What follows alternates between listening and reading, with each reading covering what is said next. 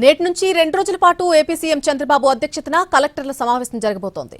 సచివాలయంలో ఉదయం 10 గంటలకు కలెక్టర్స్ కాన్ఫరెన్స్ ప్రారంభం కాబోతోంది. కలెక్టర్ల కాన్ఫరెన్స్ లో సమీక్ష చేసేందుకు అంశాల వారీగా శాఖలను విభజించి ప్రెజెంటేషన్లు రూపొందించారు.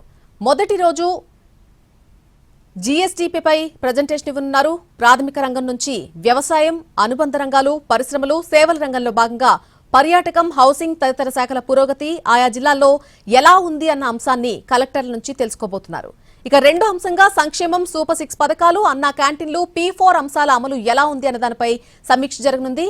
మూడో అంశంగా రహదారులు, పోర్టులు, ఎయిర్పోర్టులు, హైవేలు, సాగునీటి ప్రాజెక్టులు, ఇంధనం తదితర అంశాల పురోగతిపై వివరాలను తెలుసుకోబోతున్నారు.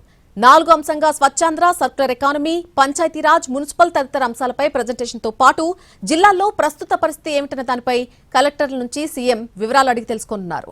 16వ తేదీన ఐదో అంశంగా మానవ వనరుల అభివృద్ధి, వైద్య ఆరోగ్యం, విద్య, స్కిల్ డెవలప్మెంట్ పై ప్రెజెంటేషన్తో పాటు కలెక్టర్లకు సీఎం దిశానిర్దేశం చేయనున్నారు. ఆరో అంశంగా ఐటీ, క్వాంటమ్ వ్యాలీ, ఆర్టీఐహెచ్, వాట్సాప్లో పౌర సేవలు, డేటా లీకేజ్, ఏఏ తదితర అంశాలను చర్చించబోతున్నారు. ఇక 7వ కేటగిరీలో ఆదాయ అర్జన శాఖలైనటువంటి రెవెన్యూ, భూములు, స్టాంపులు, రిజిస్ట్రేషన్, ఎక్సైజ్, వాణిజ్య పన్నులు, మైనింగ్, అటవీ, ట్రాన్స్పోర్ట్, మున్సిపల్, పంచాయతీరాజ్ శాఖలపై జిల్లాల వారీగా వివరాలు తెలుసుకోనున్నారు. ఇక 8వ అంశంగా రాష్ట్రంలో శాంతి భద్రతలపై ఎస్పీలు, జిల్లా కలెక్టర్లతో సమీక్షించి సీఎం దిశానిర్దేశం చేయనున్నారు. అనంతరం ప్రభుత్వ విభాగాలు అందించేటువంటి పౌర సేవలపై ప్రజల్లో సంతృప్త స్థాయిపైన చర్చించనున్నారు.